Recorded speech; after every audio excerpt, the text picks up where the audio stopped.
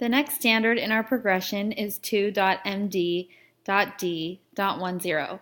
Draw a picture graph and a bar graph with single unit scale to represent data set with up to 4 categories. Solve simple, put together, take apart, and compare problems using information presented in a bar graph. In the classroom, collecting data to answer a question is a very important skill for children to learn.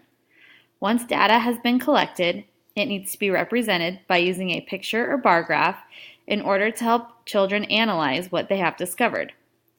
Using an appropriate graph is an important part of this standard. Once the graph has been constructed, it is then important for teachers to ask questions about the information that is displayed in the graph. Questions should be more than just how many, but should also focus on drawing conclusions, comparing, and making generalizations about the data that's represented.